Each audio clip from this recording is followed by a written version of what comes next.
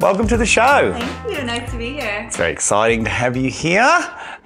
You and I have known each other a little while, but now we're actually in a professional relationship, which is awesome. And very exciting. I've learned so much more about your business in the last week or so. But we're here to sort of tell the viewers about your business. So I think what you do is super interesting. I think your whole, makeup and the way that you go about it is super interesting. So let's talk about it. So first up, just introduce yourself and your business. Yes, I'm Arielle. I'm the CEO and founder of Two Giraffes. Two Giraffes is a full-service creative video agency. So we do everything from the video content strategy to the creative ideation itself, and then of course the execution of that production. So let's get into that a little bit. So you do everything. So let's say I'm a client and I come to you and say, hey, I want to make some videos. Yeah. Is that all you need? Like, do you literally sit them down, understand what they're trying to achieve, buy the video, like the whole kit and caboodle, or do you more, oh, we've got a video idea, we want to execute it? How does it, I'm trying to gain what full service means. Yeah. So of course, every once in a while a client comes and they know exactly what they want, right? We work with some really large corporations that have 20 people in their marketing team, plus possibly other agencies, and they just hire us because they want a really kick-ass, high-end production team. I love that. And that happens. But I would say the majority of what we do is we're actually direct to client. Yep. So when a client brings us in, when we do the full shebang, they'll say, we have about $500,000 for our content spend for this year. Yep. This is what we want to achieve. We want to hit these KPIs. We have this new product coming out. We feel like we're lacking in this. We need more brand awareness, or we need to sell more product. You go through the whole situation. And then we actually help them with their full video funnel. So how many TV commercials do you need versus BVOD ads versus social media ads versus stuff on the website, like brand films, testimonials. Everything. Podcasts, masterclass series, all of it. And then we do the creative ideation behind that. Yep. And in order to do that, we have to really understand and know their brand. So it's a lot of onboarding. It's really getting to know them. We have to be their brand hero because everything we do within the video and animation and photography space needs to live and breathe their brand. Cool. Yeah. Wow. Okay. All right. Let's rewind. Now everyone knows what you do, which is everything. Let's go back a little bit, talk about you. So, always like to talk about, founders don't start businesses out of nowhere. I don't think founders are born. I think founders are made by their previous history, right? I know I very much was. So I'm intrigued, let's talk about you. I don't want to go back to school days, but let's talk about why you ended up founding a business and where you sort of came from to get to this point when you founded Two Giraffes. What was it, 4 years ago? 4 years ago. 4 years ago, yeah. Yeah. I'm American, which is pretty obvious. You could be Canadian because no one in Australia can tell the difference. No, right? they can't. They can't. Yeah. I've been here 10 years. I'm not going to lose the accent. Yeah. But I actually went to film school in LA. I always wanted to be in film. Did you grow up in LA? I'm from Texas. Oh, cool. Whereabouts? Austin, Texas. We're about to open in Austin. How exciting. Anyway. We're opening an office in Austin too, so we can be friends in Austin. We can. Anyway, so yes, you grew up in Austin. You went to film school in LA. Went to film school in LA. Always wanted to do film. I was always an overachiever. So I did all my classes at night and I interned, because in America, all the internships are for free. Yes. Interned all day. And one of the internships I got was MTV. And how cool. What year was that? Yeah. I did Fuel TV, MTV, CBS. So I worked for a range of different type of... how amazing. Yeah. I was hustling. I didn't know that about you. Yeah. So before I graduated, they offered me a full-time position for the MTV Movie Awards. So it was really exciting. My school made it happen. They let me take my finals on different days, not go to school, that's so cool. Everything so that I could take this job. So I got into the industry doing the MTV Movie Awards, and then Low bar. Yeah. And then I just kept growing in that, and I kept getting requested for other award shows. So I did the MTV Movie Awards, the Video Music Awards, People's Choice Awards, Emmys, Oscars, all of the different award shows. So really big, huge live events where there's a lot going on. And I absolutely loved it. It was amazing. Wonderful world. But after quite a few years in it, it was a bit of a niche. and I decided to direct, produce a travel show, which took me to Australia. There you So go. I got here and I realized, oh my gosh, first off, Australia is beautiful. And there's true work-life balance, which I just didn't know existed back in Hollywood. Not when you're doing those kind of events. Absolutely I imagine not. Zero time off. Zero time off. Yeah. And then when I was here, you know, why I started Two Giraffes is I got to a point where I was second in command in a couple companies where you're the face. You're the one speaking to the employees. You're the one speaking to the contractors, to the clients, but you don't actually have a say in what happens at the end of the day. And I just hit a point where I said, I know I can do this better. I know I could lead a creative agency in an empathetic way where it's truly about a human-centric approach towards my team, towards the crew, towards the clients, and still deliver really amazing things without cutting any corners or doing anything dodgy. And I took that leap so I could make that happen. Cool. Yeah. Wow. I didn't know any of that. That's so good. Okay, so 7 years in Australia, not a massive amount of time. How, when you started Two Giraffes, which is, you know, video is still a fairly niche, and you said you got some really big clients, right? So you're not like knocking around with people like me doing studios like this. You're talking about big clients. So let's talk about how that was. How was, you know, I've started 3 companies. Yeah. It's like, to me, it's a bit like having a child. You have your first child, it's awful, it's so hard, and then it becomes amazing, and then you have a second one, and then it's awful and so hard again, right? Business is the same thing. It's really awful at the beginning, it's so hard. Yeah. And you forget and you do another one.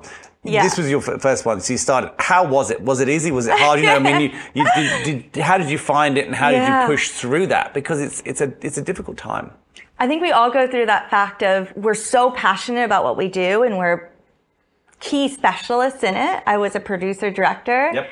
And also in production, every single person collaborates on a daily basis because there can be up to 50 people touching a project and you all have to work together. That's a lot. So my whole entire career was working with people day in and day out. And all of a sudden it was me at home at a desk by myself, realizing I had to go out and sell my business. Yep. When, to be honest, it was always people coming to me, you know, because producers, directors' times are really valuable. Big shift. It's a big shift. It was a big shift. It's when I got my dog. to keep it calm, right? Yes. To have something to talk to other than the wall. So it was. And I decided personally that I wasn't going to take on small business. I was going to go for the big boys right away. And what made that? Because that's a big call when you're sitting there just with the dog to talk to. Because I know from a couple other agencies I was at, they started small and then building that reputation that they can do TV commercials, that they can do big creative campaigns. It's extremely difficult, and it's a long haul getting your prices up, getting to that point where you can use the really high-end directors and DOPs and proper colorists, because the other way you can do video is you can have one videographer that does the color, the edit. They do everything, right? It's a completely different stage of video. And I wanted right away, I know my background, I know my expertise, I know that tomorrow I could have a team of 100 and I could nail it. So I had no issues with a big team, and I didn't think I needed that growth period. I wanted to go right in and do those bigger jobs. Yeah. Yeah. And so how do you do that? Like you pop up, you got a company called Two Giraffes. Yeah. And we'll come back to that as to why in a minute. Because I actually don't know either. And I should have asked you that before now, but I don't know why. How do you go and get big clients when you have, I mean, I would imagine in your career prior, even though you've achieved all these amazing things, you've never had to sell. Yeah. So, I mean, some people, you to me come across as probably quite a natural salesperson. You obviously love what you do, and that's a massive part of sales in my view. But if you've never sold, you're sitting there, dog, desk, blank screen. Yeah. How do you go out and call? I mean, who was your first client?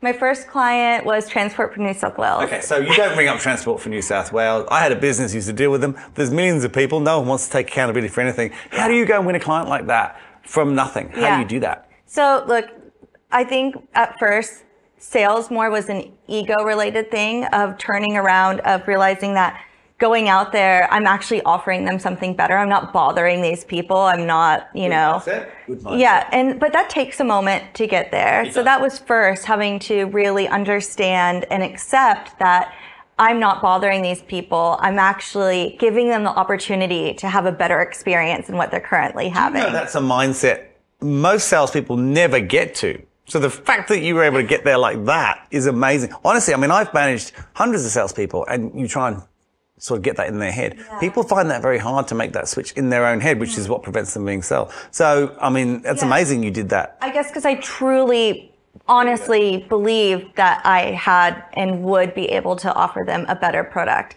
I feel like a lot of times creative directors go into rooms and they say, this is what you need. And they can be really focused just on winning their own awards, what's going to be good for the agency. They don't really take the time to listen to the client. They can be a little bullying. There can be different things that happen. And I just knew that I would give that client a better experience. So I think because of that, that's why I could get in that mindset. But I think when we're talking about sales, I've always been a relationship-based person. Even 4 years in, half of my agency partners / crew I've brought in / team have become beautiful friends that I respect, talk to. We now have such a deep relationship because I'm such a relationship person. Yeah. So I was here for 5 years before I started my own company. So I built relationships with some of these clients through my freelance producing work, through other companies. And I was able to call upon those, go have coffees, go catch up, let them know what's going on, get myself through that door. Yeah. So I definitely was able to utilize their experience working with me in previous settings to get in. Cool. But those big boys, there's a process. There is a process, yeah. So Transport, Colonial First State, and University of Sydney were my first 3 clients. Oh, tiny companies, yeah. All of them pretty much required anywhere from a 3-month to 6-month process to get onto their preferred supplier list. I would imagine, like massively convoluted businesses. Yeah. We're talking like process like crazy. Yeah. That's amazing. All right, let's go back to the name. Yeah. Where's it come from? I mean, I've been to your office, and we'll talk about your office as well a little bit later. Two Giraffes. I've seen them. They're all over the office. They're everywhere. Giraffes are everywhere. They're everywhere. Giraffes are everywhere. So where does it come from? Where did that come from? Yeah, when I was trying to think of a name. It's hard, isn't it? It's so hard. And thing. Everything's taken. I know. The moment you think you found the perfect thing, it's definitely taken.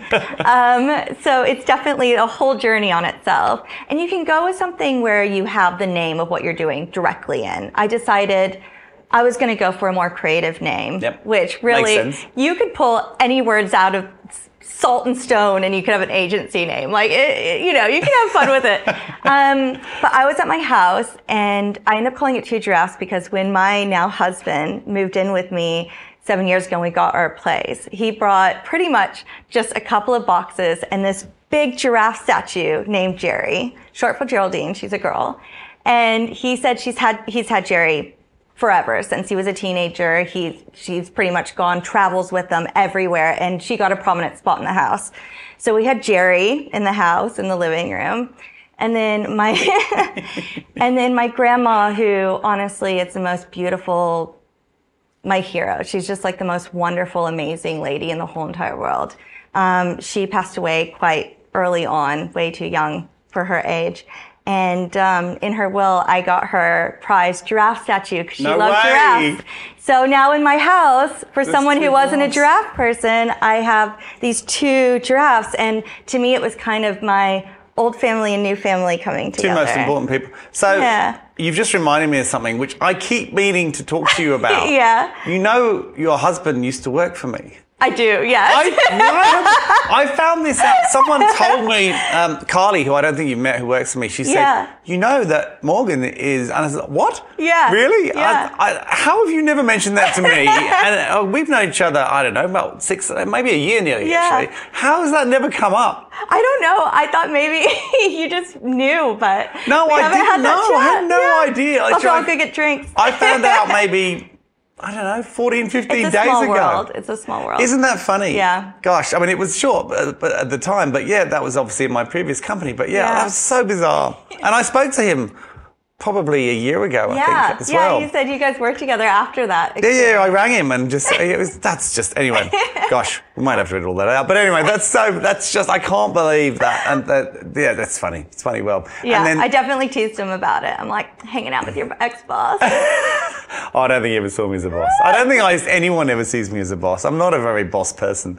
But, it's fascinating. So the Two Giraffes, I love the story of the Two Giraffes. It literally is the two most sort of people that are very, very important in your life coming together, and that's where the company name came from. Yeah. That's such a cool story. I have many a story about the company names I've come up with, and I've obviously asked a lot of founders. Yeah. No one's ever come up with anything like that. That's awesome. That's so That's special to hear from you, since you do so many of these. I know, it's a special story though. It's cool, and giraffes are cool. You know, they are cool. I've got a long neck, so I affiliate myself closely with. So many puns, and now the office as you've been to, it's littered with giraffes. So let's talk about that, right? Because your office is like something I've never seen before. And as you can imagine, 30 years in recruitment, I've seen a lot of offices. I only came there, was it last week? 2 weeks ago? Yeah, last week. So super cool. You're cool. recruiting for us right now. Yeah, but so super cool. Like what I'm sure it looked nothing like that when you moved in, but what you've done. Tell us a little bit about, because I think this talks about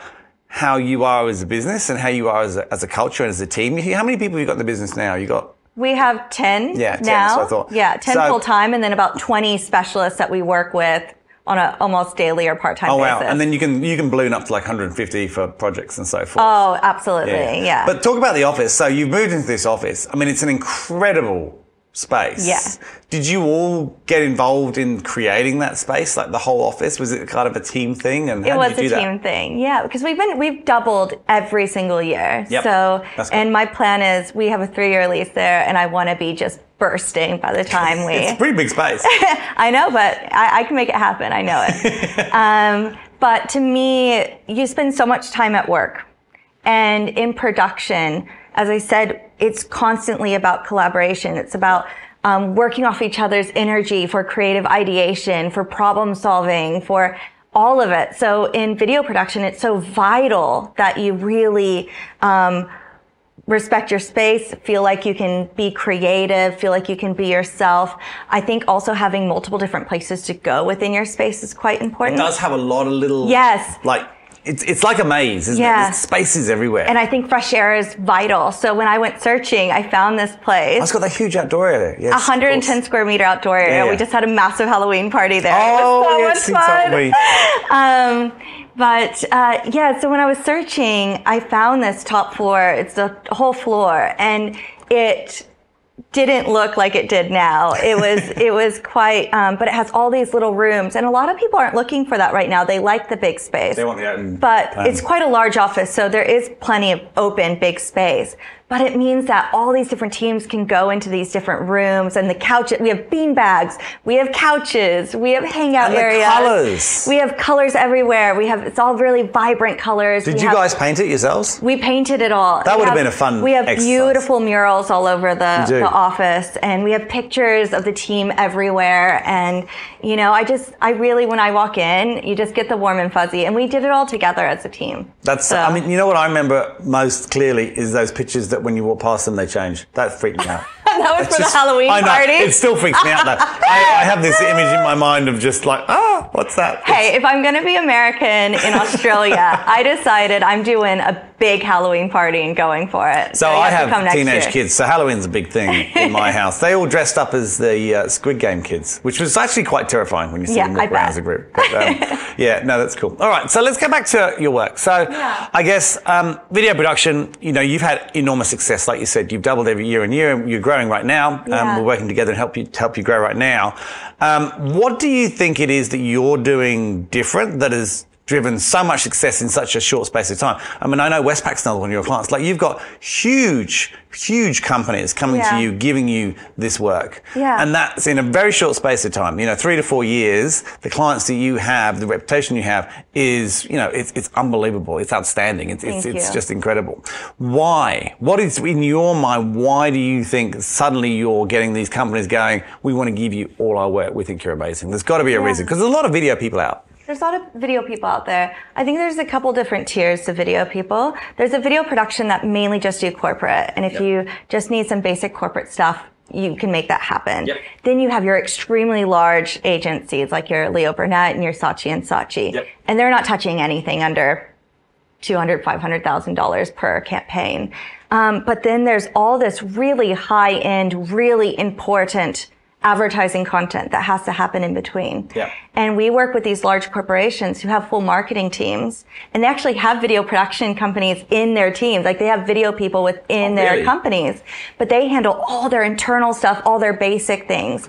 And we come in and we help them with all their creative ideation and content strategy direct, instead of going through agency. So they don't have any of the extra add-on kerfuffle of going from agency to video production company. And that's what used to happen. And that's what still happens a lot if you need that more higher end production work, is you hire the agency who does a lot of things. Then they hire the video production company. So by the time you have all those steps, it can get really expensive. So we're going direct to the client. We're working directly, and we have agency partners, but they refer us direct to the client. Oh, interesting. So we, even then, they know that and respect and really appreciate what we do with our clients. And we always work and collaborate behind the scenes with them to make sure everything's aligning. But I think it's that fact that we can, we have teams to do really big, beautiful, or really comedic or really emotive TV commercials and BVOD ads. But we can also do their influencer, content, their TikTok, their social ads. But we are there to do all their more higher end creative requirements, but we can do their staple stuff as well because they need that level of content because they're huge brands. They have to be, it has to be at that top end level, right? Yeah. And the other aspect of this, all these companies we're talking about have so many different sectors within them of marketing people. I suppose they would, they have marketing teams galore. Tons of marketing teams. And we act as their brand hero. We're the ones who, the main marketing team. Keep it consistent, right? Yes, exactly. So we can make sure all the content is consistent, where before everyone would go to different people, it would start not looking like the brand. It wouldn't, so we're able to really consolidate and make that holistic and really output the best for them that's consistent across the board. Okay. Yeah. And let's talk about video. I mean, video has, well, we've got to talk about video, right? But video has just exploded, right? In the last, I don't know, well, let's say, what is it, 5 years, 6 years, really? I guess, which is to do with bandwidth and technology and all those kinds of things, right? And the cost coming down in terms of storage and being able to stream, all those things. Yeah. What's your view on video now? I was thinking about this the other day because, if you look at podcasts now, a lot more of them are becoming video rather than just podcasts. So there's a shift. Where do you see video going in the next 2, 3, I don't know. I'm not going to say 5 years because that's a typical recruiter question. Where do you see it in 5 years? No, what do you see happening in video? How do you see it sort of progressing going forwards? Have you got a view on that? I mean, of course, content is just king at the moment. And most of the platforms will elevate anything moving over... anything moving, I love that.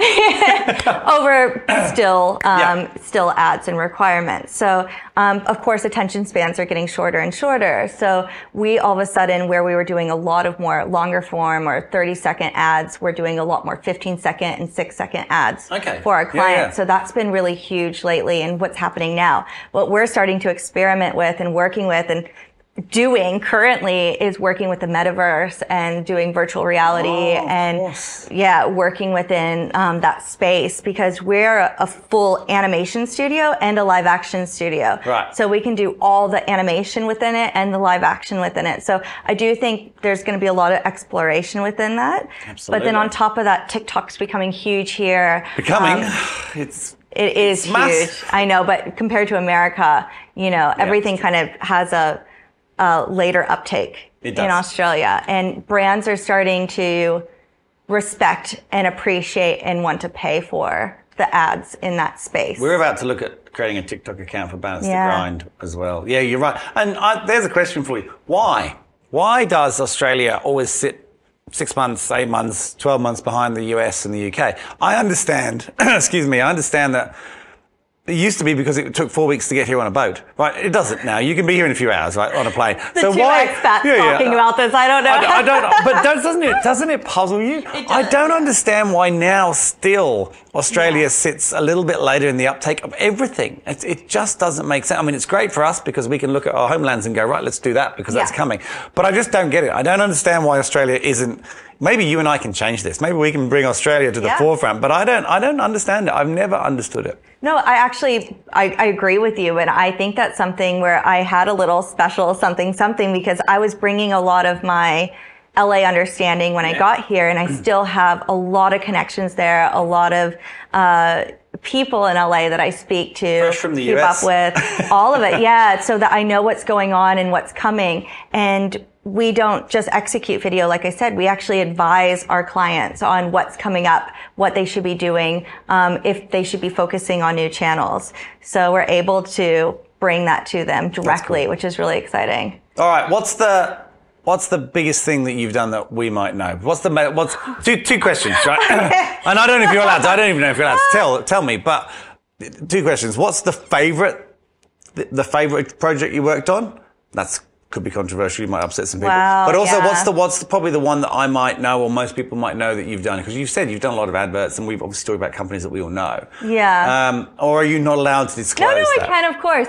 We just finished doing, I think it was 8 TVCs for O'Brien Glass. Yeah. And they're everywhere. And that jingle, if you've heard that jingle. Don't do it. We've done it all. I want to hear the jingles. So definitely everyone's seen our O'Brien. Do the music as well?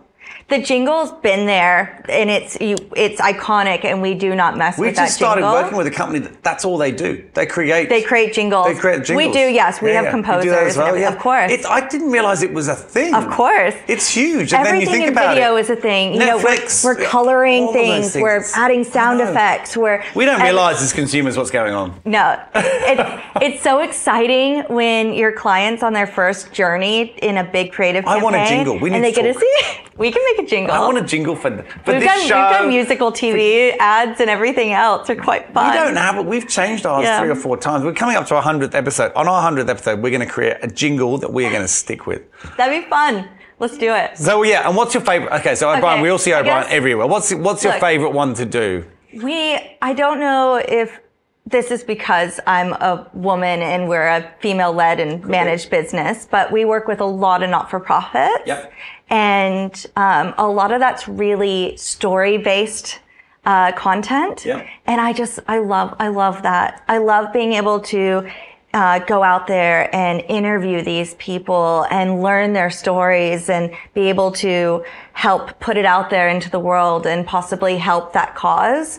And we do so many of that. And that's what makes my heart really That's cool. full. I mean, you're really speaking to a converted person. I'm a storyteller. That's what recruiters are, right? You know, that's why this show was created. Yeah. I love storytelling. And I don't think it's because you're a woman. I think it's just because of the type of person you are. I can very much align with that. I think that's awesome. Yeah. So that's definitely, whenever I can right off the bat just think of so many amazing humans I've been able to talk to. It's very cool interviewing elevate. people, isn't it? I mean, here we are doing one right now. But honestly, I mean, I think, like I said, we're coming up to nearly 100 episodes.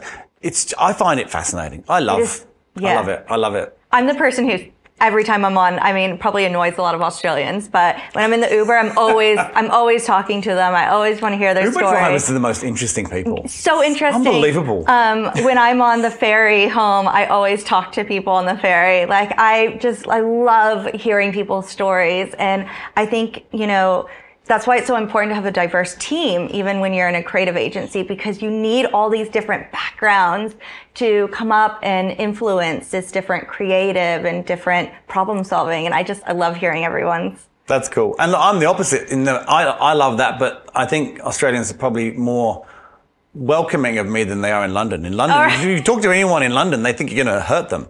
See, people just don't talk to each other. So that's probably why I'm here. I brought my husband, as you know, he's Australian, to America, and he was like, you guys just don't know how to have one moment of silence, do you? Like, you just have to all talk at all times. Take him to London. No one says anything. All right. So we talked about your team. You've got an amazing team. I've met your team. I think they're awesome. And we're also helping you grow your team right now. Yeah. So question for anyone who's out there, why would someone want to come work for Two Giraffes? In your words, in your mind, tell me what you would say to someone. Yeah, I think Two Giraffes truly is something special. I agree. I think it's an empathetic-led company. it's something that as I've hired, I've been very strict on who I hire so that they come into work and truly want to help and collaborate and be there and not have ego around their own ideas or around problem solving. I really find importance in mentorship, in upskilling, in growth. So a lot of our roles have been, all the women and men that are in there have been growing within those spaces. And I always go there before I go outside to hire more, because I think it's important to give them that place. We're actually doing the 9-day fortnight trial starting in a couple weeks. So every other week, they're going to have a 3-day weekend. So it's an extra 26 days off a year. That's a lot, isn't it? It's a lot. You know, I know a lot of people who've done it. No one has ever gone back. Yeah. So it must work. Yeah. I think I did a ton of research. I really thought about this. And I know agency land, it's not normal. It's agencies. Because it's very reactive, right, to clients. Yeah, so, yeah. I was interested. But I just feel like if I'm going to give our clients the best creative, the best collaboration, have our employees in that, beautiful attitude and being able to have more of that work-life balance, this was just what needed to happen. And it's scary as a business owner. Terrifying. Right? But isn't Super everything? scary. Everything's terrifying. Everything's terrifying. But I'm so excited about this. I'm so excited that now my team get an opportunity I never had, which was having more space and time for their mental health, for their family, for their friends, for travels, for hobbies. So I'm really excited. And I guess as an owner, I know that I'm not the smartest person in the room. I'm constantly wanting to learn and grow and hear from my own employees, from our clients, from mentors, from people at Cub, where we're both part of as a business network, and just constantly wanting to improve as much as possible the business during that growth. So I love that. I love that mindset. And you're right. Look, Cub's been good for me too. 7 years I've been there. Like it's, I mean, that's how we met, obviously. Yeah. Meeting other business owners is an amazing thing, particularly from totally different genres. It's a really interesting thing to do. It's really interesting. So I really love this agency, and I'm really proud of what I've put together, and I love my team, and I'm so excited that we're growing. It's so exciting. Look, I think you've got a very special business. I think what you've achieved is astounding, and I think your space is amazing. Thank you. It's such a cool space. I wish I could have come to that Halloween party.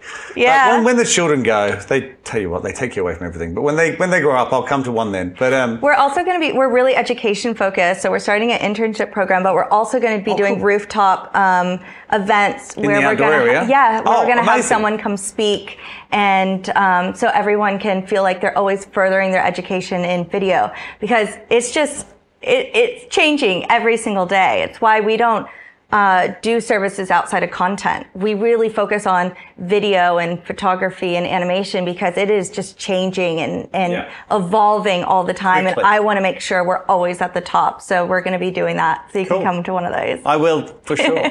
Amazing. Look, thank you so much for coming on. It's been good. It's been good. I've learned lots about you today as well, which is cool. Yeah, thanks for having me. And we will keep tabs on you. And we're talking about now we've done so many shows, we're talking about getting some of the people back. So we'll see where you are, maybe 12, 18 months, and we'll get you back and see what happens. I love that. Awesome. Maybe we'll do it in Austin at our new office. That's a great idea. I'm keen. I haven't never been to Austin, so I'm keen to go. Oh my gosh, so exciting. Yeah. All right. Well, thank you so much for coming on. And we'll hopefully see you again in Austin. Of course.